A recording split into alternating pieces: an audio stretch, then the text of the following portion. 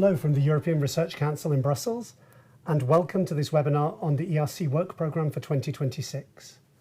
This webinar is the second webinar we've held on this subject, and this webinar is targeted at researchers with more experience of the ERC and staff who support researchers in making their applications. You may have already seen our first webinar, which took place in July, which was aimed at researchers who are new to ERC funding, and this has already been seen by more than 10,000 viewers. If you haven't seen this webinar, you can check out the link in the description box and view it later. Now, the work programme was published on the 8th of July and sets out the details of the current calls for proposals with information on the timetables, the budgets, and the evaluation procedures and so on. You can find the link to the document in the YouTube description box. My name is Martin Penny, and I'm the Head of Unit for Communication in the Executive Agency for the European Research Council. And I'm joined today by Josefina Enfadaki, the Head of Unit which coordinates the call for proposals processes, and Alban Kellerbauer, who's the Head of Unit supporting the ERC Scientific Council. Josefina and Alban will tell us what's new and important in the ERC programme for 2026 and the grant competitions which we organise. Now, I'm pleased to see that so many of you connected, but before we start, let me give you some housekeeping notifications. The questions and answers in YouTube is deactivated, but you can ask your questions via Slido. Now, you see on the screen the Slido code and the QR code. This will be the same code used through the whole of the webinar. Now, we've introduced ourselves. It's always good to get to know our audience. So we'll start off with 3 questions to you.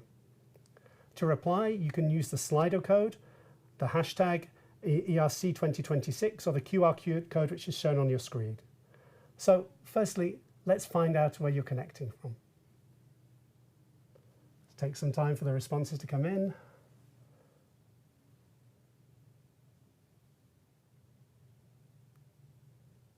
So already we see there's a good European representation, lots of attendees from Switzerland, from Denmark, from France, from Belgium, from Czechia, from Ireland, from the Netherlands, from Cyprus, from Austria, Norway, Finland, Turkey, from the United States, the Netherlands in the singular and the plural, also from Slovakia and from France, and from Northern Ireland, from Hungary, Portugal, and so on. Also, I now see some attendees from outside of the EU, from Kenya. Great to see that so many of you there. The numbers are stabilizing, so I see a big European representation, but representation from across the world. So for the second question, we'd like to know your job position. And for this, you'll see there's some options in Slido which you can choose.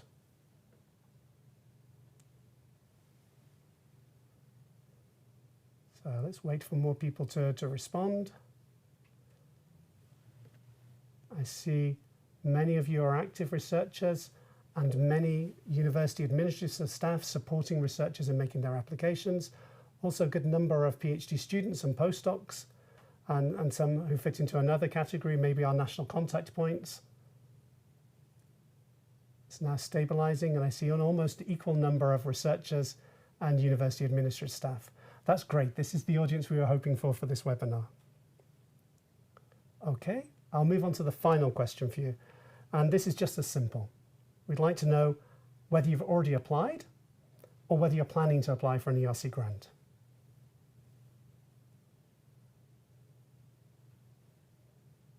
Just wait for the responses coming in. We're on 38, 51 responses, almost 60 responses. Wait for a few more. But we see that some of you are planning to apply. That's normal. Those are, I guess, the staff who are helping researchers apply and write their applications. And it's good that you're here in numbers. This webinar is very much for you. But the majority of people haven't applied, but are planning to apply. And that is great. We're here to answer the questions which you may have, which will help you understand the opportunities and the processes for applying and our evaluation conditions. So let me tell you how this webinar will be working. After some introductory speeches from Alban and Josefina, the rest of the webinar will be dedicated to you. to answering any questions which you may have. And again, some housekeeping rules in that respect. You can submit your questions via Slido, and you can do so already.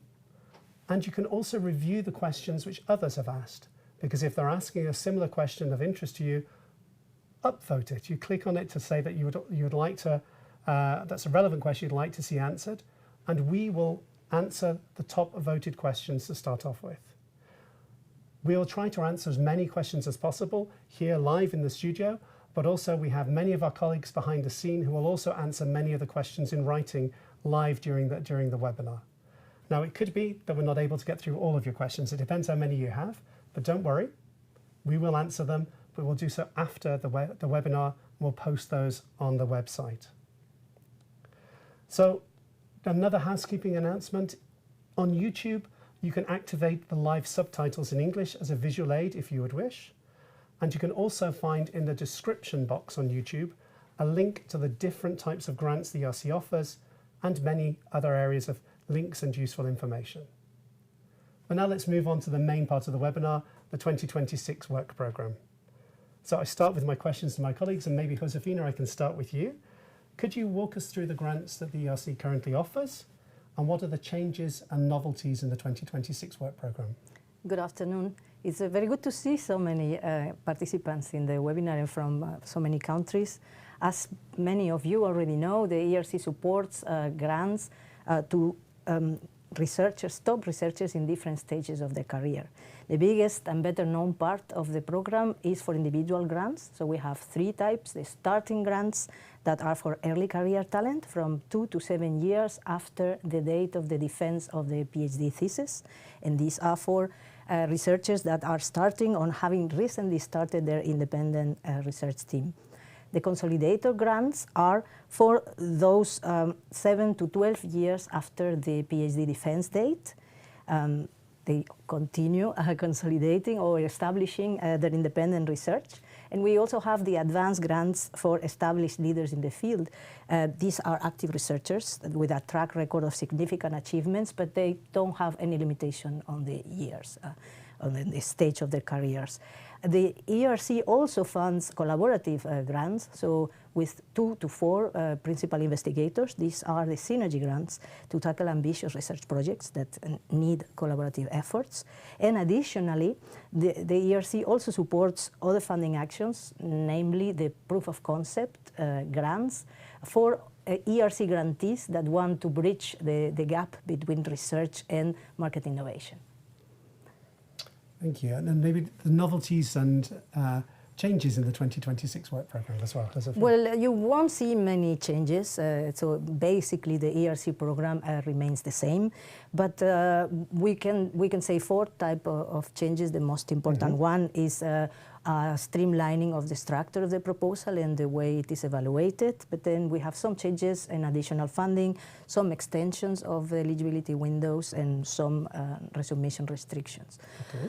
So first of all, the Scientific Council has introduced some changes in the structure of the scientific proposal to make it shorter and easier to write and to evaluate. The overall structure remains the same, so we have a first part with administrative information and the scientific proposal as such.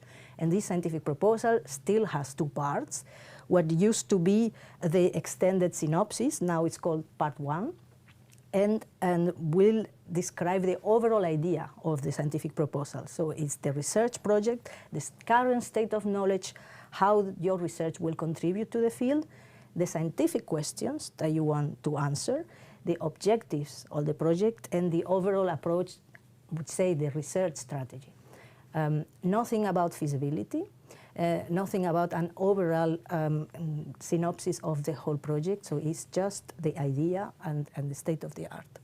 And the second part is the implementation, so more details on the research methodology, on the work plan, on risk assessment, mitigating measures, the justification for the requested budget and resources, and any other further background information that is not in Part 1. So important thing here is that Part 1 and Part 2 are complementary, shouldn't be overlapping. There should be one is not a summary of the other. And now they have been also reduced the number of pages, so 5 pages for part 1, which will be evaluated at step 1 of the evaluation, and 7 pages for the individual grants in part 2, and 10 for the collaborative, for the synergy ones. And it's important to say that the proposals that will pass to step 2 will be evaluated together. So the evaluators in step 2, the panel members, will see the whole proposal. That will be part 1 plus part 2. So that's good. So it's an easier way to do without redundancies. Then the other changes are minor compared to these ones, so additional, but it's interesting also to mention them briefly. The additional funding, so you know, in the work program we have the grant sizes that haven't changed in the last few years, and we have the possibility of asking $1 extra million for additional funding, which has different categories: startup costs, access to large facilities, extensive field work or experimental costs. And the novelty here is that now its personnel costs are included. So there are none of these categories that exclude personnel costs. There is even still the extra €1 million for startup cost or relocation for projects of principal investigators that come from outside Europe or the associated countries. Another change is the extension of the grounds for asking eligibility, the eligibility windows for starting and consolidator grants. For example, some existed already, but now are more explicit: maternity and paternity leaves, or any kind of parental leave that there are documents that can be provided. So there was a gap in break in the careers, and also the ERC has included an extension of eligibility window in the case of violence, gender-based or any other type of violence that can be justified with documentally. So that's they can be extended if they have any gap in the research career. That, in general, this is all. There are little resubmission changes here and there, but this we can Thank discuss you. We can later. answer questions on those if people have them. No, thanks, Josefina, for that overview, which I think may have actually answered some of the questions people may want to have posed. But you talked about the eligibility conditions for the starting and consolidated call, which are the eligibility conditions for the 2026 goal, the work programme we're talking about. But Alban, the Scientific Council has announced their intention to change those eligibility conditions in 2027. Can you describe or tell us more about those changes and why the Scientific Council has decided to make them? Sure. First, I'd like to emphasize that what I will say now is a preview, is an advance notice of changes that will come, that the Scientific Council has decided, but that will only become confirmed and legally binding with the publication and the adoption of the Work Programme 2027, which is planned for July of next year. So there will be a few changes to the more junior grants, the starting grant and the consolidator grant. First of all, as you mentioned, the eligibility periods will be extended from 0 to 10 years to 0 to 10 years for the starting grant, which is currently 2 to 7, and 5 to 15 for the consolidator grant, which is currently 7 to 12. Okay. So as you can see, there will be, from 2027 on, a considerable overlap between the two of 5 years, which is intended, and which gives applicants the opportunity to choose the right path that corresponds to their career stage. So the rationale for this change is that researchers reach independence or consolidate their careers at different speeds in different disciplines. So the Scientific Council wanted to introduce this flexibility in order to cater to this variety of career paths. The rules of extensions to these eligibility periods that Josefina has just presented will remain the same. Resubmission restrictions will be confirmed only once the work program is published. Okay. Secondly, from 2027 on, only one starting grant and one consolidator grant can be awarded over the time of a researcher's career. Of course, you can apply several times, but only one of each can be awarded. However, it will remain possible to apply for and to obtain more than one advanced and synergy grant. Very clear. Now, thank you, Alban. And just to emphasise, that's the proposed changes for 2027. We're talking today about the 2026 work programme, where the current conditions as set out by Josefina apply. So that's the end of our introductory remarks. The rest of the webinar is over to you and to answer your questions. As I said, we will answer the questions in the order they're coming in Slido, with the question which is at the top we will answer first. My colleagues behind the scenes will also be answering some of the questions in writing so we can answer as many of them as possible. So perhaps if I can already see some of the questions which are there. I see we have a good number of questions coming in, over 50 questions which are coming in. So the first question, which perhaps, Josefina, it follows on from what you've already said. Can you please tell us more about the Part B1 and Part B2, or the Part 1 and Part 2 as we call them of the B proposal, how they should be structured with the new template? Should B2 not include any introduction to the project? So this is what you're talking about, the repetition between the two parts. That is precisely exactly, it shouldn't be. The Part 2, so Part B2, that now we call it Part 2, shouldn't include any repetition, any introductory part of the project, because the evaluators will receive the two of them in Step 2. So Step 1 will only have the first part, which is about the idea and the ambition of the project, and anything in methodological feasibility, it should be in Part 2, but you don't need to repeat any of the objectives of the plan. Maybe you can refer, but just as mentioned above. No, this shouldn't be redundancy. And then, I mean, this is, as you were saying, a way of ensuring that the proposal is simpler to write, and it's a true proposal. It's a continuous proposal. There's not a distinction between the two. Yes, you should write it as a simple document, as a single document, and then you cut the first part and you send it as Part 1.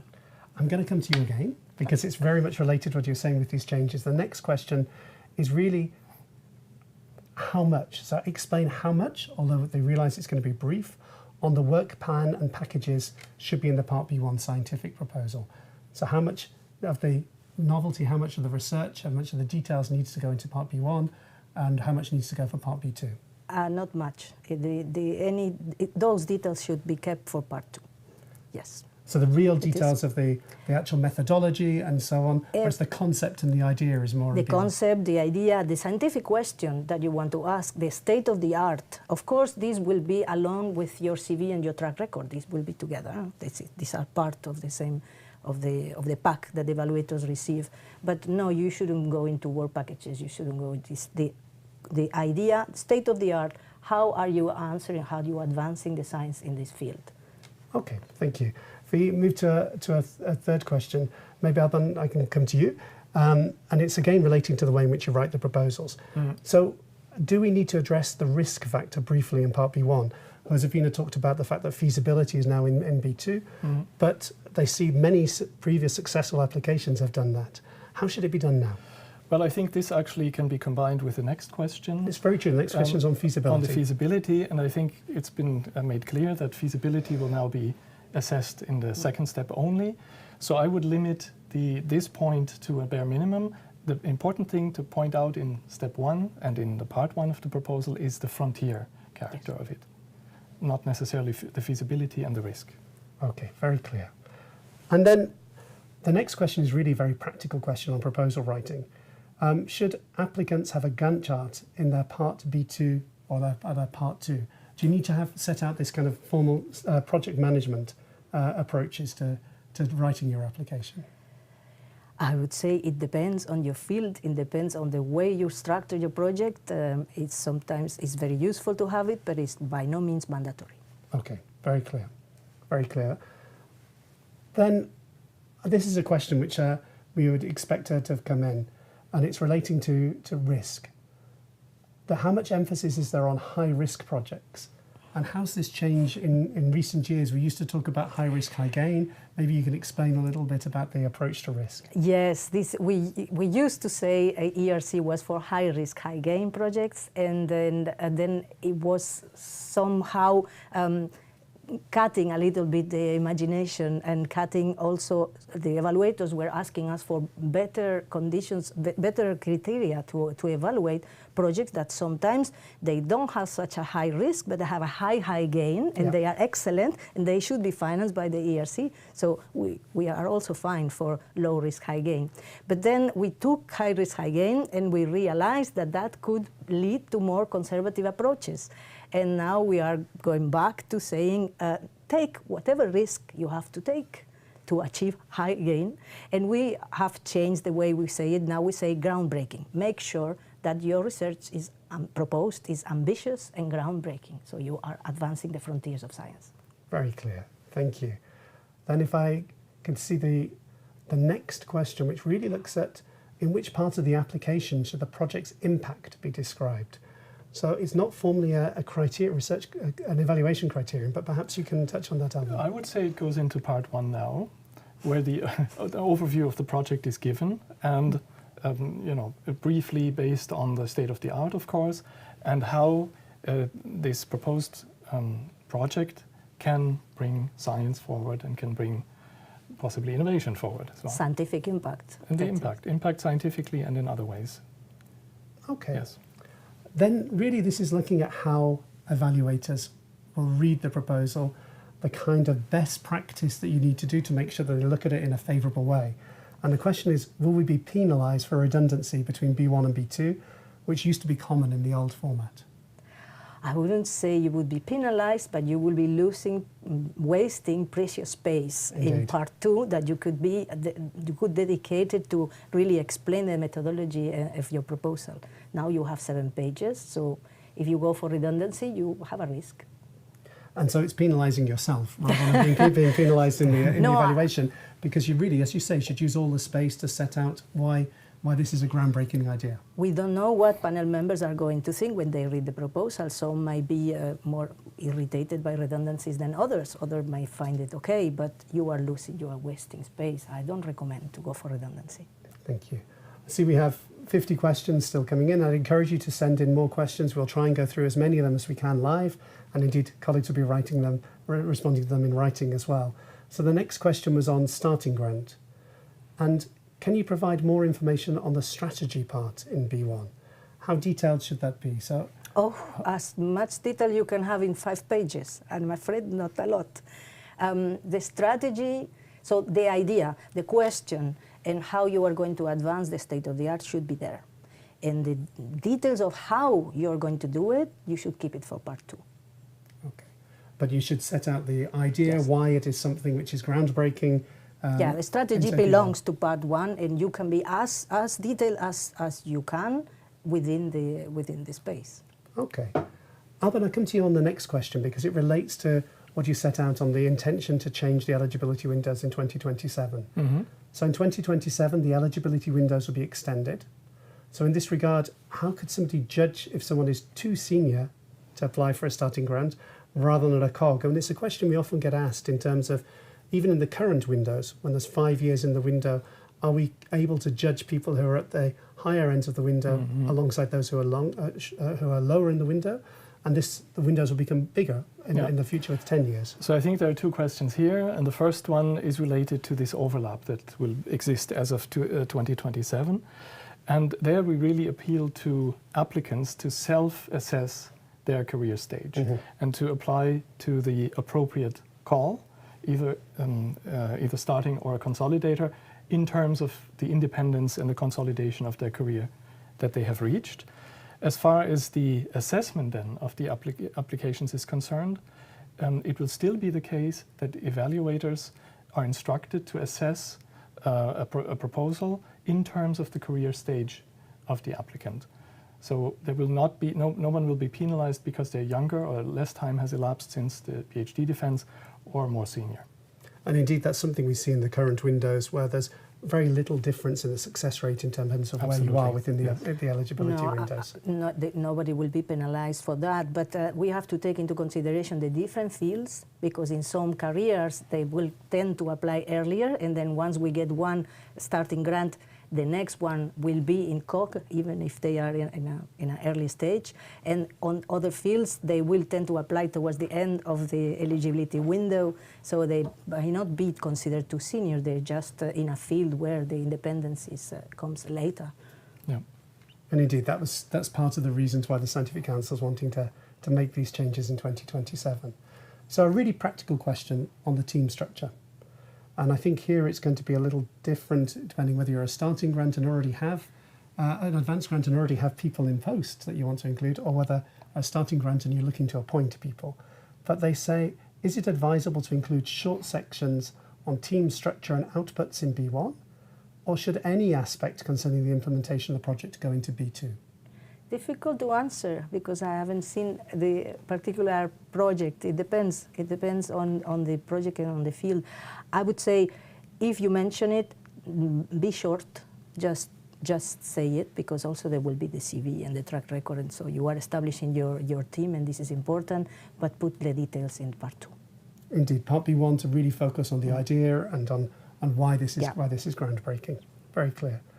So we go to the next section, which is really related to the numbers of proposals we're receiving. It's probably very relevant now when the Commission has proposed the proposal for the next Horizon Europe programme with an additional, hopefully, boost in funding. So are success rates expected, I think the word said, to fall? Yes. So obviously, with a doubling of the eligibility periods, we expect an increase in the number of applications, and this, with a given budget, obviously translates into a reduced success rate. We don't expect this to be a lasting effect, because there will be then, as a function of a reduced success rate, also fewer applications. But in the beginning, for sure, this is to be expected. And looking at the current calls, when we have new associated countries, the United Kingdom being an associated country, recently Switzerland coming back as an associated country, what impact would that have on success rates? They come with their own money, as I say, and no, they don't impact success rate because they fund their own. Well, they don't fund their own research, but they put more money, so we have funds to fund more proposals. That has not affected. What is affecting is the general trend of increasing in the numbers, and it is general and not necessarily from the new from UK or Switzerland. So we have seen an increase. Maybe we are going to see a decrease in success rate in next calls, probably not only related to the eligibility windows, but with a general increase in applications. We still don't know the reasons, but we are exploring some possibilities. And so I think it's a case of waiting to see in terms of the applications that we receive, and then we'll be able to give you more information on potential success rates. So this is a question which is really going into the budget aspects. It's not our speciality in the scientific department or the communication department, but I think we can answer the question in some detail. But can you please explain part B2 of the starting grant proposal, or indeed any proposal, especially how detailed the budget justification should be? Yes, first I would like to establish that the budget justification doesn't count towards the maximum number of pages. So in the 7 pages you can write all the scientific methodology and feasibility, etc. But the budget justification has their own forms, and there you have more space, so we're not taking out. So how detailed this justification should be? It should be detailed enough to convince the panel that you need that money to do these objectives. And especially if you are asking for additional funding, you have to justify what for. And we instruct our panel members not to cut budgets without any important reason. But if something is not justified, especially in advanced grants that are now following the lump sum model, the budget needs to be very well justified from the beginning, because there are not going to be financial audits later. On the other parts of the proposal, we have already said it is about the methodology. It's you should have a work plan, Gantt chart or not, should be a work plan. You are free to put work packages, but or whatever way you have to organize your research. And yes, the risk assessment, the mitigating measures to the risk should be here in this part 2, and any other background but the budget justification can be separate. Thank you. And as Josefina mentioned, in advance grants, we have a different form of financing, the lump sum. And if you'd like to find out more information on that, look on our YouTube channel. You'll see Josefina playing a starring role in that webinar as well, which takes you through all of the lump sum model and how you use it and how, in writing your application, how it needs to be put in place. So if I turn to the next question, which is really about having less space. So far, Part B2 has been 14 pages, and now it's only 7. Maybe, Alban, I can come to you. Should we write significantly less about the state of the art now? I mean, Josefina talked about the fact that there's no overlap between the two proposals, but is it we're asking to have less now on the state of the art? Maybe, Josefina, then you go first. Yes, there should be no state of the art in Part 2. All the state of the art should be in Part 1, in the 5 pages that you have in Part 1. But Alban, maybe you can also develop. I just saw that you wanted to come in there. So the idea, the state of the art should be in Part 1. In Part 2, you say nothing. You go directly, and how are you going to do it? Because the evaluators will receive the two together. And that's part of this simplicity that you're talking about, making it easier to, hopefully, easier to write for you. Okay, so we move to the next question. Should the dissemination of research results, so expected publications, attendance at conferences, be briefly mentioned in Part B2 or not at all? Briefly, you can, yes, but... it's not a compulsory component. It's not a compulsory component, but it shows... But you will have to provide a dissemination plan later on during the lifetime of the project. But it can be depending on, for example, we have a lot of projects in the social sciences and humanities. For them, it's very important to have it because it's part of the main outcome of the project. And indeed, if you're doing things like based on citizen science, that's going to be even part of the methodology. So this dissemination is going to be naturally part of the methodology in B2. Or for example, it was mentioned by Angela in the other webinar in July, an archaeological expedition, and then the main outcome is an exhibition. So maybe you want to give details about this exhibition. So this is part of the research. Very clear. So next question, can you explicitly say what can be funded with the additional funding? Is it possible to fund the personnel costs of the PI? The personnel cost of the PI should be in the main part of the grant. It's not an additional funding. This is the grant. And it depends on the host institution. Part of these costs may be covered already, and part can be put to the grant, depending also on the percentage of dedication that this principal investigator has to the project. In all the grants, we have a minimum of 30% dedication to the project and minimum of 50% in Europe. So yes, up to 30%. It can be in the main grant, but not in the additional funding. And I think it's often the case for starting grantees that they do charge their salaries to the grant at the start because they may not have a permanent position, and that's perfectly normal. Yes, but in the main part, it's not an additional funding. It's needed. When you're talking about the personnel costs, this is for other personnel, not necessarily the PI. Yeah. For example, in the case of an expedition, then you can put the personnel that will help you to do it. You can even put personnel outside Europe in this additional funding, provided it is necessary for this field work, for example. Indeed. And they can be third parties associated, and they can be paid as well. Okay. Then maybe, Alban, I can come to you. For the evaluation of the proposal, how important is the applicant's prior success, so their track record, in securing funding and grants before the ERC? So there the work program is explicit. It's not at all not at all a requirement to have secured important funding in the past. Of course, there's a certain correlation in otherwise the success a researcher may have, but it's not explicitly requested and required. Thank you. And indeed, for starting grantees, this may be the first major grant that you're applying for and win, hopefully. It's important also that in recent years we have changed the way that the track record and the CV should be presented. And in this case, it's not a long list of publication. It's not the impact factors or publication records. It's choosing well your 10 achievements that you want to, the 10 outputs or achievements that you want to put in your application. Some may be publications, some may be other things. So this is important. Thank you, very clear. So, Josefina, I'm coming back to you again because it's really looking at this distinction between the Part 1 and the Part B2. So regarding the new Part 1 or B1, how much detail should we go into for the approach, research strategy to achieve the objectives?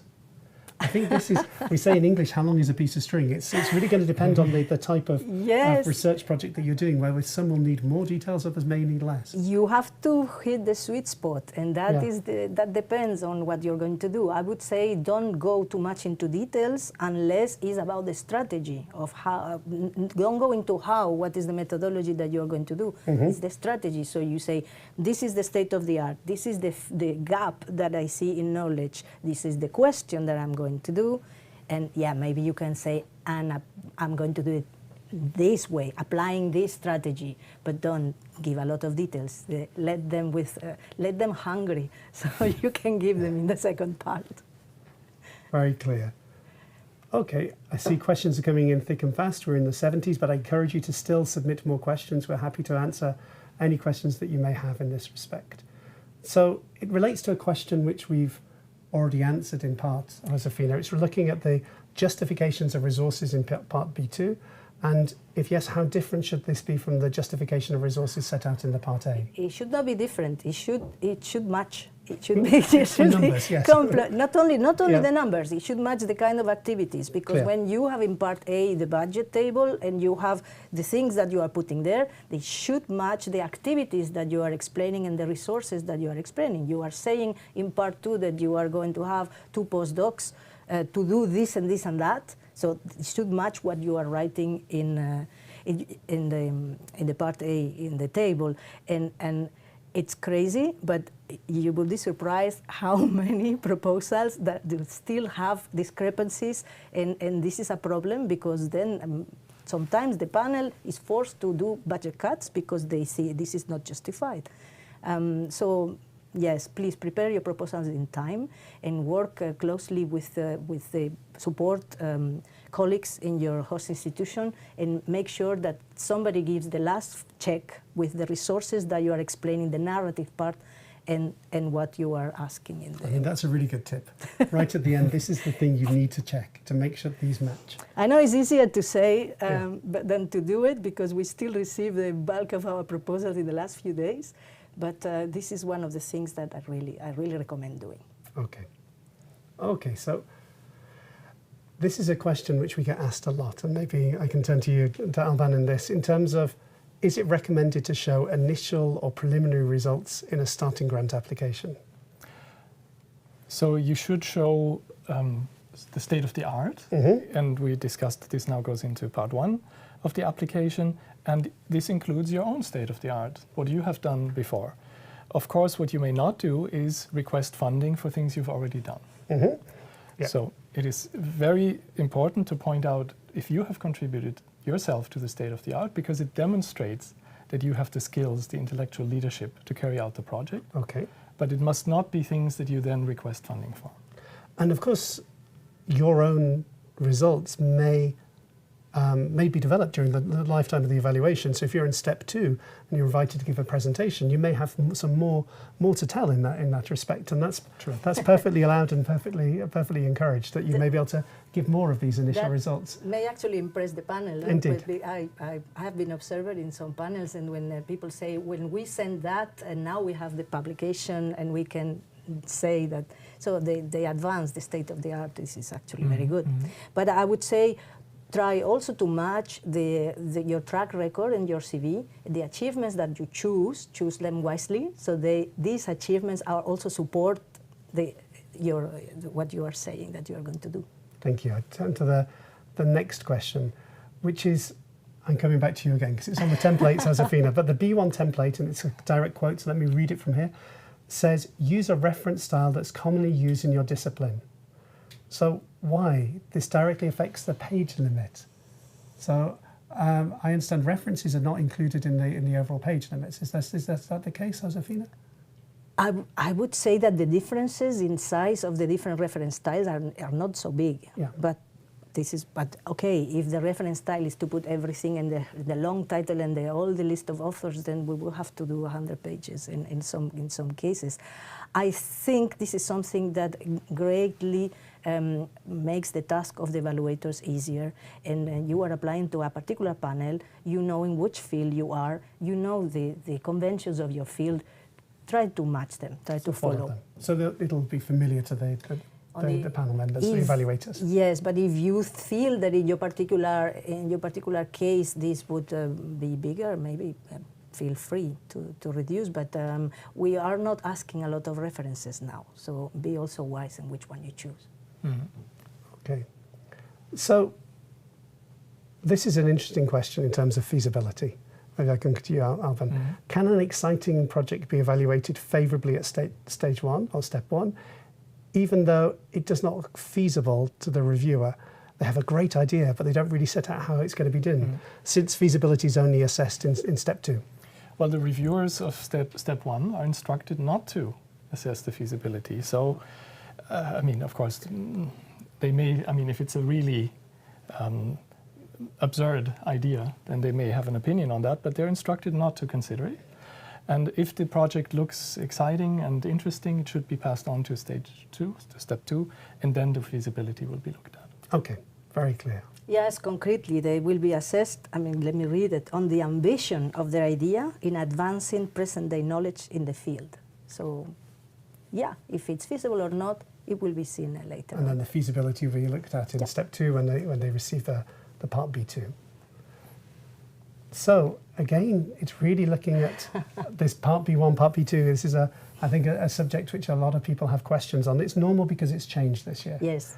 So part B1, let me just read it. So part B1 this year should not mention methodology. That's the question. For example, work packages should not be outlined in part B1. Absolutely not. Yeah. Use the part B1 to excite the peer reviewers on the idea, talking about the groundbreaking nature of the project, pushing back the frontiers of knowledge. The details, the methodology comes into part B2, one. in part two. Part two. So, the question on salaries. Can I come to you on that? Yes, sure. So can a salary of a postdoc in my ERC project be higher than is usual at my department when it isn't against the rules of the host institution? Mm-hmm. So there, the rule that applies is that the salaries should be no higher than the ones awarded to people working on national projects. This is both the case for the principal investigator, but also for other members of the group. So if that's not the case, then it can be higher than the usual salary for other postdocs in the department. And I noticed the question said if it's not against the rules, and the idea is they're using the rules of the host institution, so they would apply. Exactly. In some For host national, if you're moving to take up a position or applying to hopefully take up a position at a different institution, still be in contact with them. They're the best people to advise you on that. But I don't know whether you have any extra comments that you would say, Alban. We already mentioned it. Yeah. Always follow the rules of your host institution. Yep. And if you are not there yet, then contact them so they will tell you. And yes, in the case of starting grants, it's usual to put the whole salary of the PI, but not in all cases, so you have to see. Okay, very clear. So this is a question regarding the ERC Plus Super Grants. This was something which was part of the Choose Europe speech, which our President of the Commission, Ursula von der Leyen, announced in June of this year. It was mentioned that there would be, in the last webinar, that there would be an update to the work programme to introduce these super grants.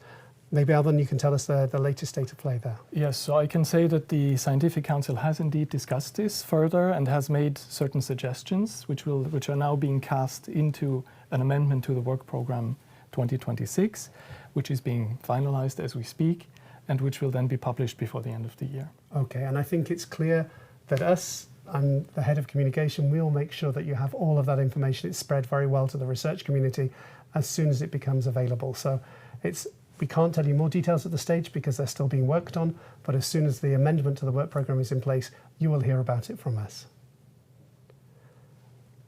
So I see the next question is in the same area. I think we've answered that one already. So this is a question which, if I present a project that takes place in a geographical area that's not my area of specialisation, will I be penalised? So if you're doing area studies or something like that and you're wanting to move to a different area, it doesn't relate to your track record. Is that a positive or a negative thing?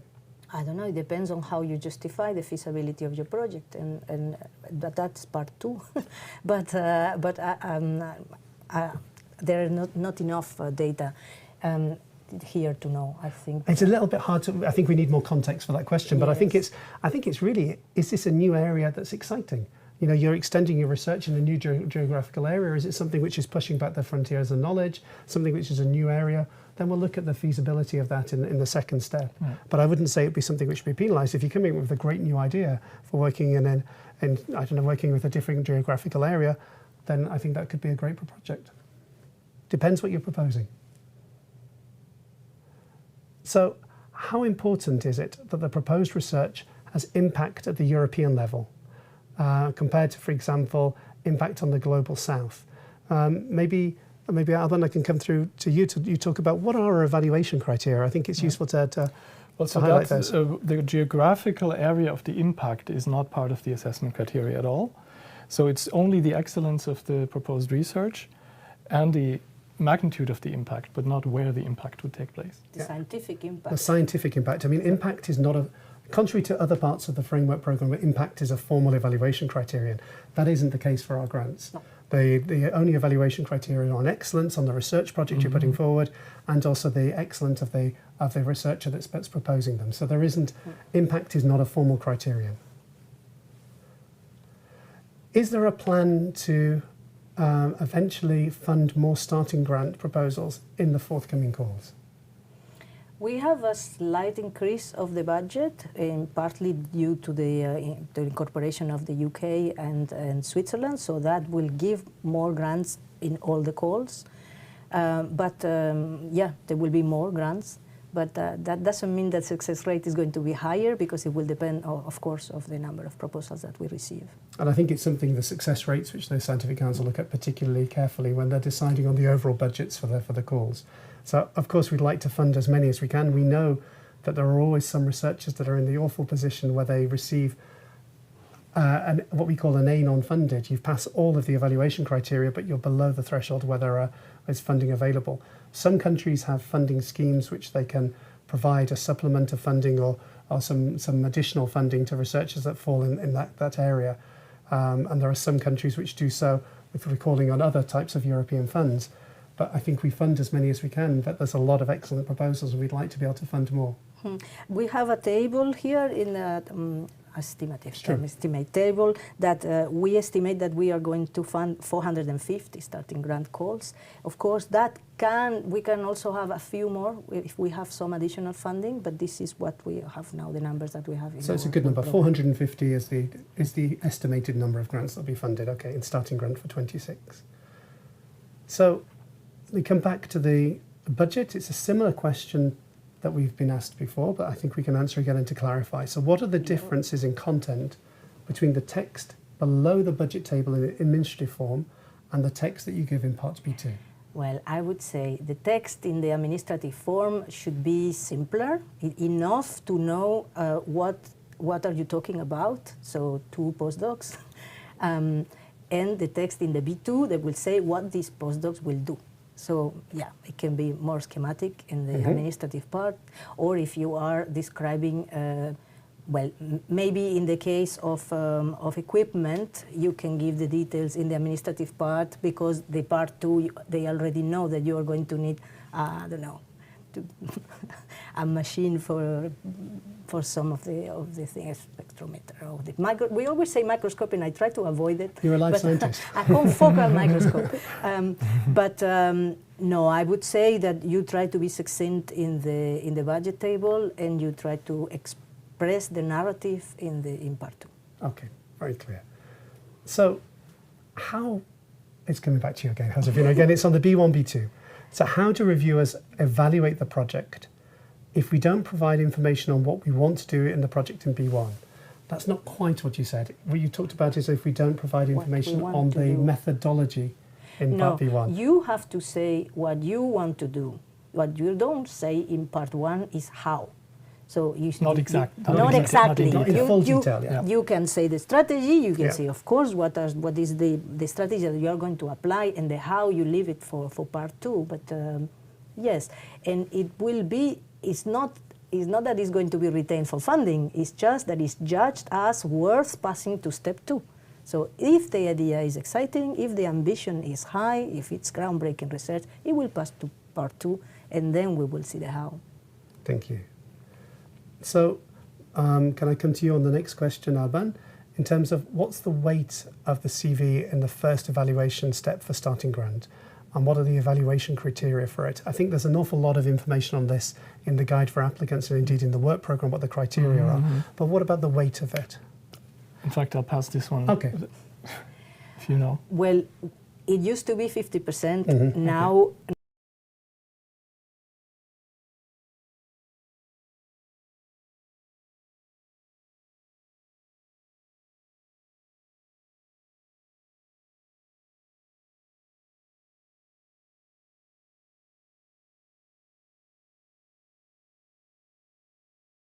such an important factor as the quality of the proposal. So it's the proposal that comes first, and that's the most The important proposal thing. comes first, and then we have a qualitative assessment of the CV or the track record that's saying, is this competitive, not competitive?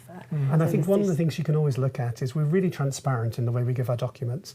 So we also include on our website, you can find it on the Funding and Tenders portal, the guide for peer reviewers. So you can see exactly the questions which the peer reviewers are considering when they're evaluating your proposal. So that will really give you a good idea of what they're looking at in both parts, both in terms of the proposal itself and also in the CV. So if I move to the next question. Will interviews, oh, it just moved down, but I'll do it anyway. Will interviews ever be on site in Brussels again? Oh, they are on site. For Synergy, yes. For Synergy. For Synergy, yes, the only for applicants Synergy. being on site, yes. The panel members are on site. The applicants are remotely, and we are not counting on changing that because we have, think that for every week of evaluation, we have 44 interviews per panel.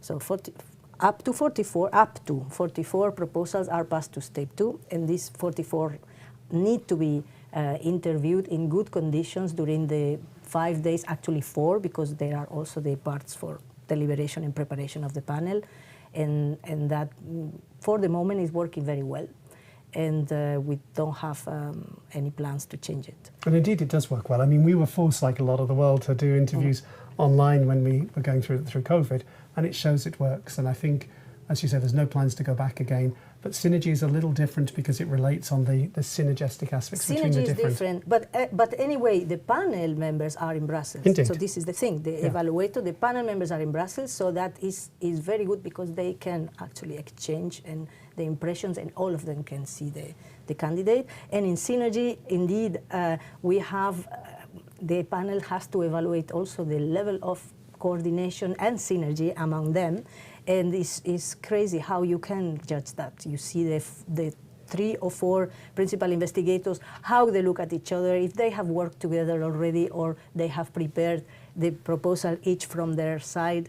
You can see it when they... And it also helps because then it will be perhaps a joint presentation and things like that, which are a lot harder to do when it's Usually remote. is. Yes. Yeah. But I think it's, for simple reasons, it's very hard to justify flying in this number of people to Brussels for environmental reasons as well, when we can do it equally well with the applicants being remote. So, should you mention if you used artificial intelligence? This is a question which I think every funding agency is being asked around the world. So should you mention if you used AI for drafting the proposal, and might it be held against you, Alban? So currently we do not ask applicants to disclose whether they have used AI tools, but of course the applicant remains fully responsible of the application that is sent in. And well, that is basically the bottom line here, is that you are responsible for what you send in as your proposal, but you may use, for example, for text polishing, etc., AI tools, and that will not be held against you.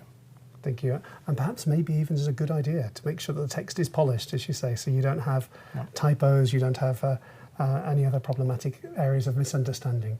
So maybe if I move on to the next question, and this is a question which I expected, and it's something which the Scientific Council is very conscious of. And it's just moved down to the second one, but I'll answer it anyway. The budget per grant has not been increased in years. So what one can pay with the same amount becomes less and less. Are there any changes planned? And I think, Alban, maybe you can talk about what the Scientific Council, their statement in terms of the preparation for the next framework programme was. So without, of course, going into the details and emphasizing that these are deliberations of the Scientific Council but not decisions, with a potential doubling of the budget for the next framework program, it is quite likely that the grant amounts will be increased. And indeed, that was one of the reasons why the Scientific Council was calling for an increase in the budget of the ERC, Yes. recognising that our grant amounts haven't increased in many years. And of course, as you say, the amount of research you can do for that amount has decreased.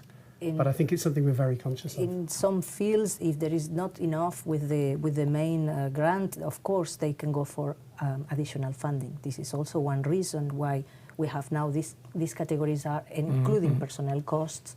They can, if it's necessary for the project, they can justify going beyond the grant limit. And this, in fact, answers the next question. It does indeed. Yeah. It's very nicely. I was just about to say we've segued well onto it. For countries with high staff costs, for example, Switzerland, can you put doctoral students and postdocs in the additional funding? Yes, now you can. I mean, we should try and cost as much of the project within the amount. And I think you need to justify why you're using the additional funding. It's not a slush fund where you can add extra things for no reason. It needs to be justify why you need this additional money to achieve the research objectives. But in principle, yes, personnel costs can go in there, as Josefina explained. And the Scientific Council thought about the grant size and decided not to increase it until we have an extension of the general budget, because that would reduce the success rate. So the idea is to fund as many excellent proposals as possible with the resources that we have now. And I think that was a very wise decision. Josefina, the next question is actually directed to you specifically, because your unit is responsible for many things in terms of the implementations of the calls, including how we brief the panel members. And so the next questions were, how could you ensure that reviewers will not evaluate projects according to the old criteria? For example, high risk, high gain, and follow the new ERC structure. So maybe explain how we brief panel members. We have a series of meetings. So we have the initial panel chair meeting. So the chairs of every panel have received a briefing with the president of the ERC, and where she really goes through the why. So all these strategic questions, why we have changed this, what is expected, the ways to mitigate unconscious biases, for example. This is a very interesting briefing. But then there will be all the briefings for the rest of the panel members when they come to Brussels, made actually not by my unit, that also by the scientific officers from the scientific units and the panel coordinators. And we try to harmonize all the evaluators from the different panels to follow the criteria, and I can ensure that this is something that if in the discussion one of these issues arises, either the panel chair or a member of the agency can raise and say, oh, maybe this is not now the criterion. So they have to evaluate according to the criteria in this work program, not the previous ones. So I think that gives the reassurance they're looking for, that we do police that very carefully. And it's something which we make sure our evaluators are briefed and the letters are, the rule is followed to the letter when it comes to the evaluation. So, interesting question. You're a starting grantee and perhaps it may be your first major project. Is it advisable to form a scientific advisory board for the project? I'm not sure if this question is meant as before, sort of leading up to the application, or then once it's been granted. Let's take it as both, because we don't know. Yeah, okay. Well, it's not a requirement at all. So it's up to you to decide if you'd like to receive additional scientific input. And and after the project is granted, it's even more up to you to decide if you think it's relevant and necessary. And I think it will depend on the area of research. Yes, some areas it may be useful to have this additional advice, others it may be less relevant. So I think it really depends on your research area. Maybe there are some areas where the area where you're working where this is more normal. If it is more normal, then maybe it'd be usual to put it in an application as well. This is very frequent in collaborative projects in other parts of the program, because when you have different labs, it's always good to have a scientific advisory board also to arbitrate some of the decisions. I don't know for individual grants how useful it is, but it depends on the discipline. I mean, it's not something we see often. I'm aware of grants where this is the case, but it's more of the exception rather than the rule, I would say, in that respect. So would it ever be possible to see the referee reports prior to the interview? This is this kind of rebuttal procedure that they have in some national grant schemes. They give the example of the NWO with the Veni Vici schemes. They talk about the national personal grant schemes in the Netherlands, where they have this rebuttal. Is this something which the Scientific Council is thinking about or considering? I'm happy to take that because it's something which has been discussed. It's not part of the current procedure. It's not something which the Scientific Council is actively looking at for the current calls. But I think the Scientific Council is always looking to see how we can improve our evaluation procedures. And if this is seen that this could be an improvement to it, then it's something which will be considered. But it's not actively looked at, for example, for the current calls that we're talking about in this work programme. So not right now, but it's something which is always being looked at and being considered. But applicants receive them at the end. At the end of the process, they receive the individual reviewers, and there is a procedure for redress. So if they are not, if they think that the evaluation has not been conducted properly, not on the grounds of the scientific expertise of the reviewers, but on the on errors in the evaluation. But of course, that's quite different. Like you say, it's on errors in the evaluation, whereas this rebuttal process is saying, actually, I don't agree with their scientific opinion for these reasons. That's not part of the current process, and it's not part of the evaluation review. But I want to remind that they have the interview, and often the panel members, they use the questions made by the remote referees or the criticisms, they use them as questions that they ask the applicants during the interview, and this is your best rebuttal and your best opportunity to defend your proposal. Okay, thank you. And then, this is a question which we've already answered in terms of artificial intelligence. So I think we can skip over that question in terms. So how much does part 1 have to take into account the fact that non-specialists may be along the panel? So maybe, Zafin, you could explain this, specialists and non-specialists, and how we talk about generalists in part B1, but of course a generalist in a special way.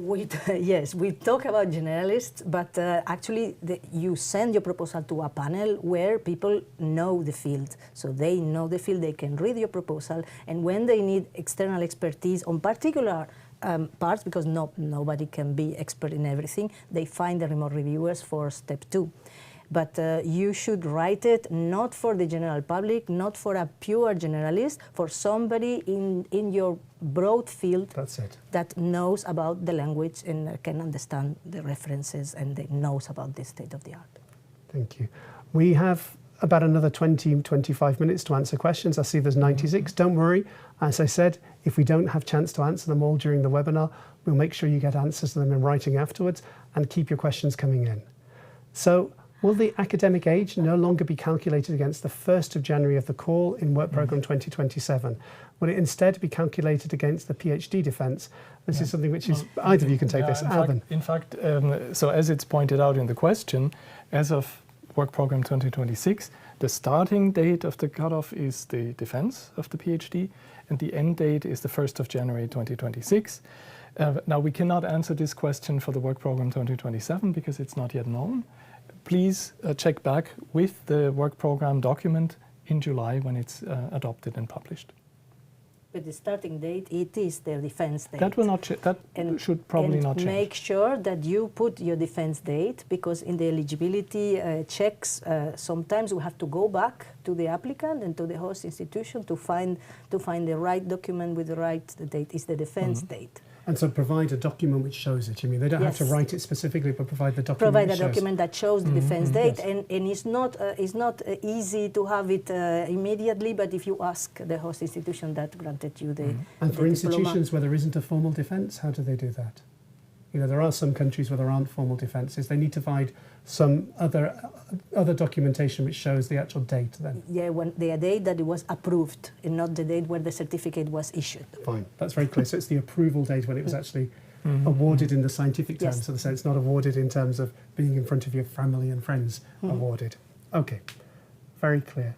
So where should we discuss project outcomes then? Should it be in part 1 or part B2? It's a good question, and I would say it will depend. If in part 1, because you are saying what is the scientific question that you're answering, that you're saying I'm going to do a global database of the knowledge of science ever, that's an outcome. But this is your objective. So the objective of the project at high level, you can say it in part 1. But now, if the outcomes you are going to say I'm going to do so many publications, then no, then it's not. And I think this is one of the questions where you're probably a bit annoyed by our answer, because we've said it depends. I think it's a question where I'd really advise you to talk to your research office in your university, talk to the national contact points. We've given them specific details of what you want to do, and then we'll be able to give you a more specific answer. In the space that you have on a Slido question, it's a bit harder for us to answer that, because it really depends on what you have in mind, or what's this amazing idea that you have. For many areas, like, I mean, you can say it better in the engineering field, you have to say the outcome at the beginning, because this is the goal of your project, to do a device that does this. But for others, it's knowledge. But again, really get the support and and access access the support that you have in your institution or in your country. And for those of you who are joining us from overseas and think, well, maybe there isn't a national contact point in my country, you'll be applying with a host institution in an EU member state or an associated country. And for each of those, either a member state or an associated country, there are national contact points for the ERC in all of them. So there's always somebody that you can contact to get advice and guidance. So the next question will be looking at, what's the approximate percentage of projects that goes to Part B2, the interview, the evaluation? So it's not necessarily percentage we look at. Maybe you can describe the process for Part B2. Part 2 of the evaluation. Step 2. To pass to Step 2, we have a cap of 44 proposals per panel, which I said, and it used to be 3 times the budget, but it is around this this thing, and it's difficult to say, because it depends also on the number of proposals that we receive.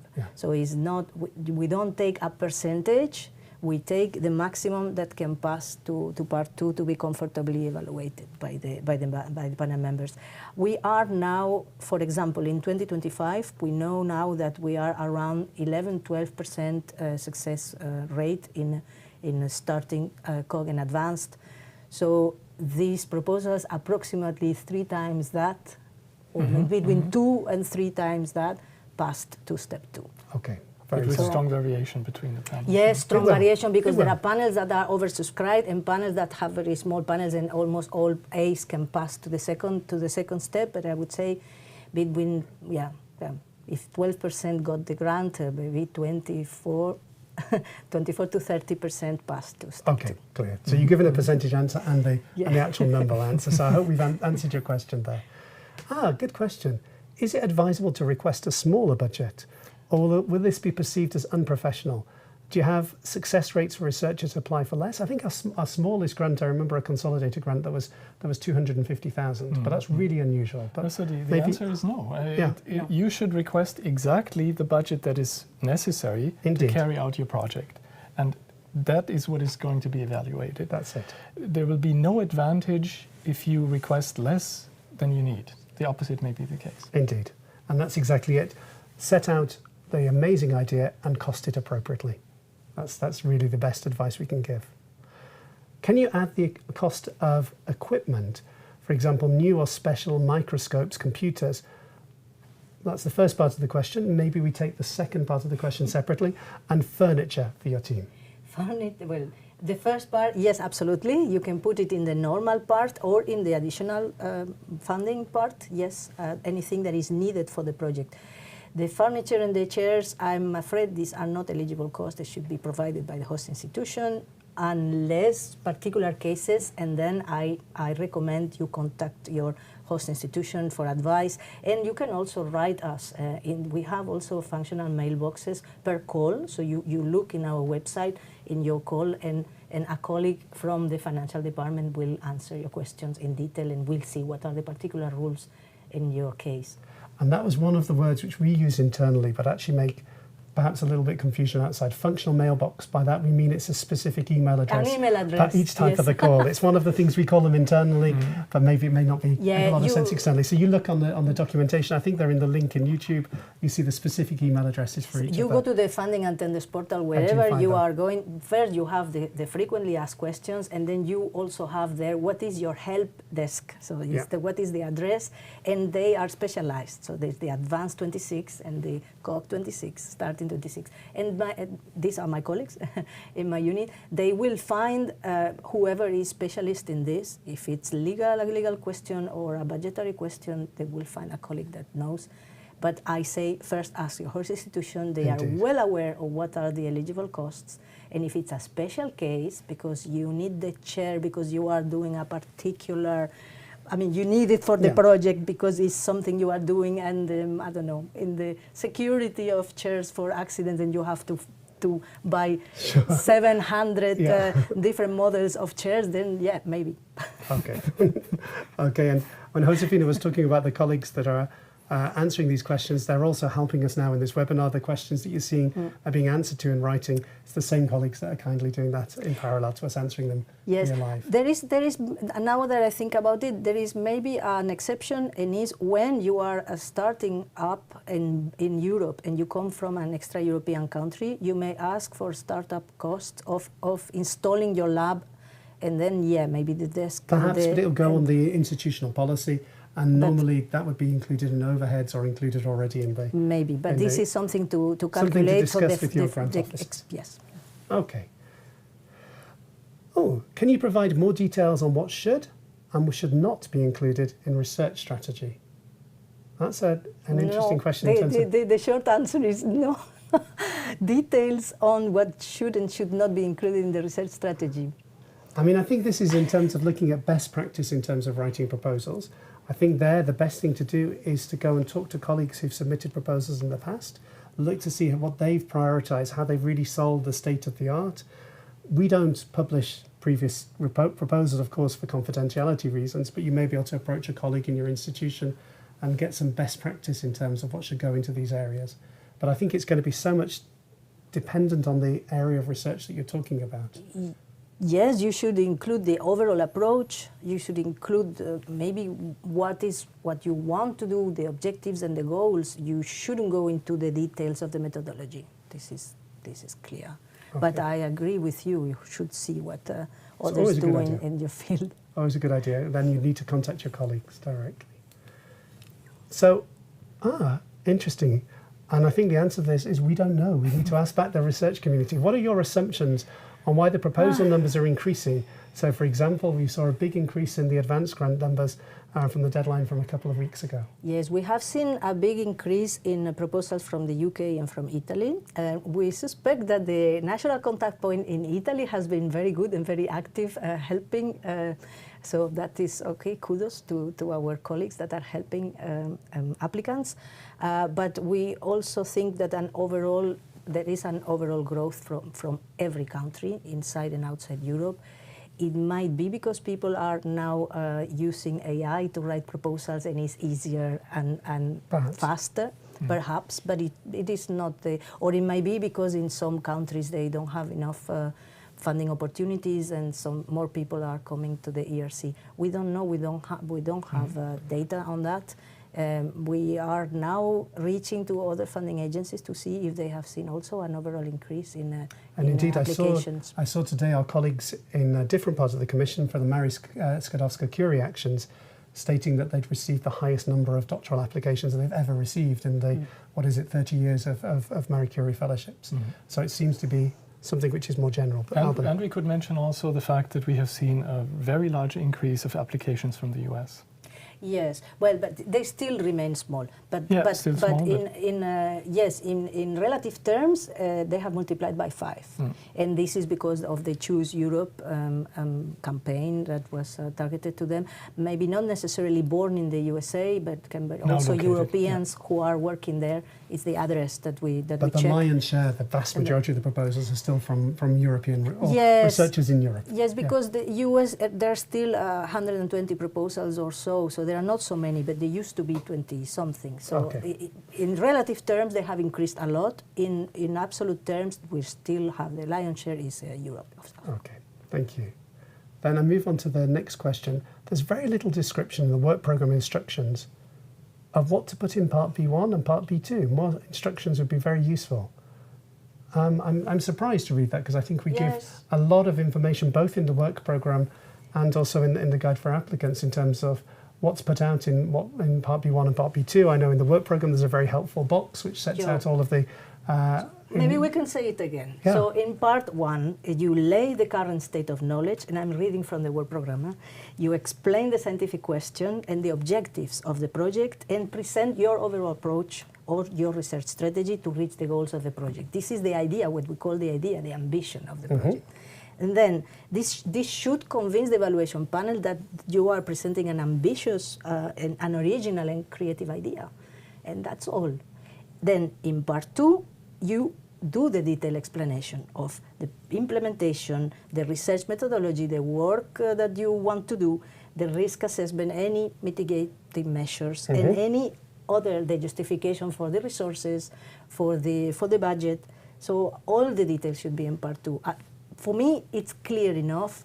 Now, how you do this depends on your field, depends on your experience, depends on your stage, depends on the type of grant that you're applying to, and yes, you should really ask for help. And I think I really agree. You should ask for help if you're not sure. And again, I'd like to give a shout out to our national contact points and all of the staff in the research institutions who assist researchers in preparing applications, many of them online here today. I think if you're really unsure, there should be your first port of call. They can give you really specific advice and guidance on how to structure that. So maybe if I come to the next question, has the briefing for evaluators changed? Oh, the briefing changes all the time and evolves. It evolves with every work program. It evolves with the questions that we receive and the comments that we receive from the panel members and panel chairs.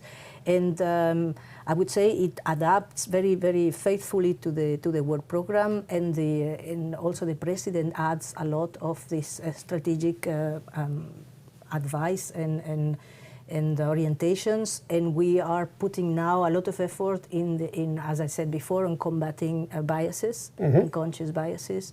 But in essence, hasn't changed that much. So it's this year, of course, it will change because of the structure of the proposal. So this year it will be quite different.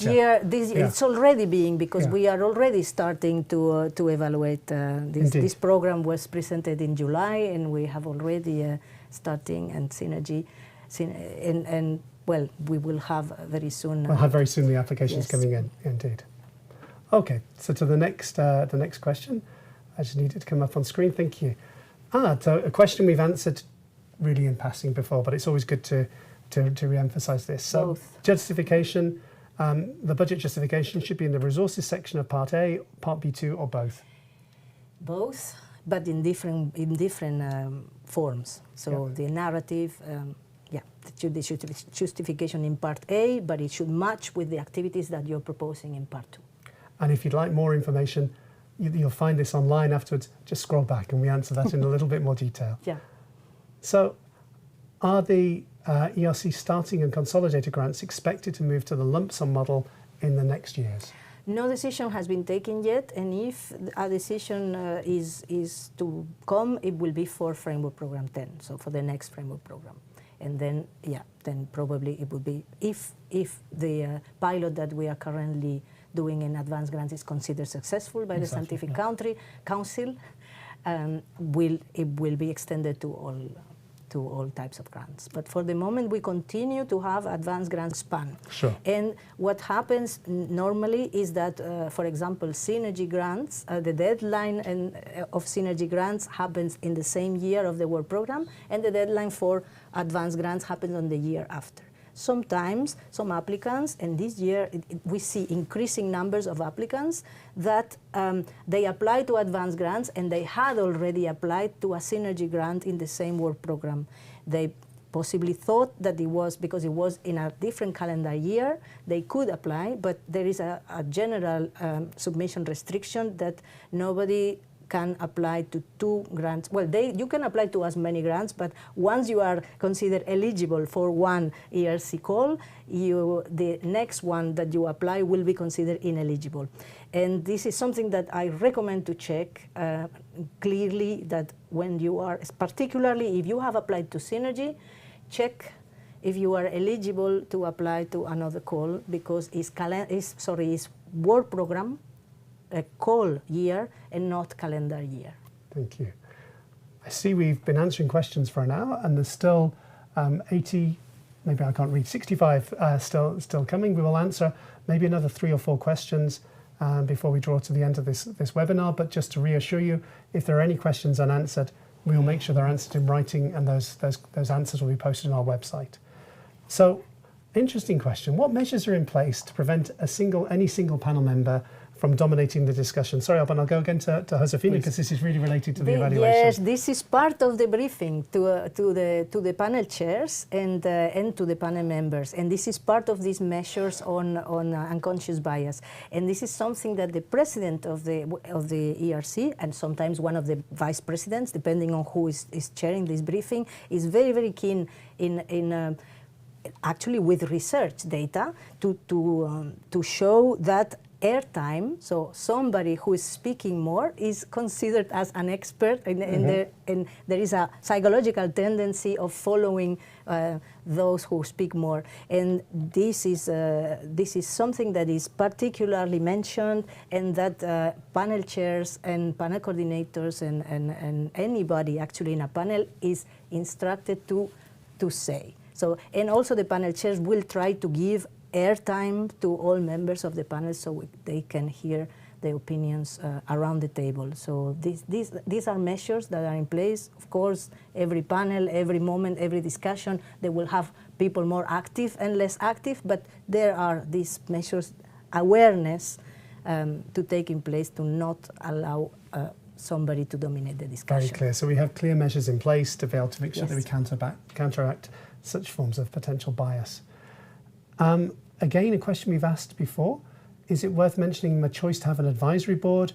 And if so, should I confirm the members of the advisory board in my proposal? Should it be in part B2? We've answered this before, that it depends on your area of research, whether this is something which is normal. There isn't a right or wrong answer. We don't see a lot of proposals with advisory boards, but it may be something usual in your area of research. So it's really your judgment call in that respect. Does it add value to the research argument you're putting forward? But they were asking, and if so, should I do it in part 2? Yes. In part 2, it would come in part 2. In part 2. Yep. For a consolidated grant, can it include the salary of the PI as well? We talked about starting grant, consolidated grant. So in all of the individual and even in the synergy grant, the salaries of the PIs can be included. But they don't have to be included. So it really depends on whether there's funding available already, whether the person is already hosted by the hosting institution and employed by the hosting institution or not. But the answer to the question is a clear yes. Up to the percentage of the dedication to the project. Indeed. Good point. Indeed. Where in a starting grant is usually 100%. It's usually 100% but often. COG maybe. Okay, I'm going to take one last question just in the interest of time here, because we're due to finish in 8 minutes, and we have some final messages we want to give to you. But again, as I said, any unanswered questions, we'll ensure that they're answered in writing afterwards. So in part A, if it's asked if research is carried outside the EU for ethics, are associated countries also considered outside of the EU? Oh, here for ethics, we should check with our specialized colleagues. And I think this is a question which you can ask directly to us. Yes. I think the answer would be yes, in terms of the type of ethical things you're considering, but if it's relating to normal practice within the EU or outside of the EU, particularly if you're looking at data protection and things like that. But I think it's best to get the specialist advice. And again, there is a help desk, an email address that you can address those questions to us directly. And I think that for ethics, now that we have more associated countries, it depends. Some of them they might not have the same ethical rules. Okay. Now, we've done our best to answer all the questions that you've posed. I hope that we've given you a lot of answers. I hope our colleagues in writing who've been busily working in the background are giving you extra answers. The questions which are remaining, rest assured they will be answered, but we'll need to do it after the webinar. Don't stop watching now. There's some extra things which we'd like to tell you about. In particular, I would like to show you a video about our new series of ERC classes. Now, these are a series of 6 short tutorials to guide potential applicants through every step of the application and the evaluation process. So you can find, for example, videos on why you should consider applying, how to write your application, how to prepare for your interview, how the proposals are evaluated, and so on. We've introduced 2 new videos, completely new videos. Actually, all of these are new videos, but 2 ones which we hadn't produced before, on covering the Synergy Grants, which Josefina mentioned in her opening remarks, and also on how to write the ethics part of your proposal. It's very relevant. That's what we were just talking about in the answer to the last question. They're all published on our YouTube channel, and you can find links in the description box below, and I will now show you a short video describing and setting out a little bit of these videos. Writing an ERC application does take a lot of time and effort, and you may think you don't stand a chance. If you believe you have an ambitious research idea, an ERC application is really worth the effort. It will help you think more strategically about your research and the questions and the challenges that are most important to you. So let's see how to get you started.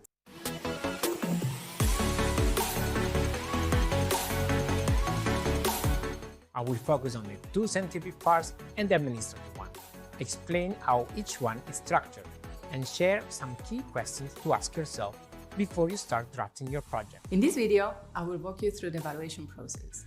Knowing who will evaluate your proposal and how it will be evaluated at each step can help you tailor it to your audience.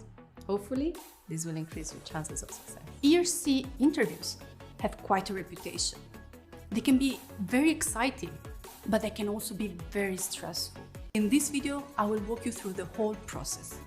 This way, you will know a bit better what to expect and be and feel more prepared. Pursuing the greatest scientific ideas sometimes implies experimenting on the edge of ethical boundaries. But as you know, there are ethical and legal limits to what a researcher can do. And that is why you need to include how you're planning to tackle the ethical aspects of your ERC proposal. Synergy grants are meant for researchers willing to collaborate to address an ambitious research problem. Their duration is up to 6 years. Every synergy proposal must demonstrate that its objectives can only be achieved through the specific combination of knowledge and skills brought together by the participating PIs. And of course, you need a major scientific question of pressing significance.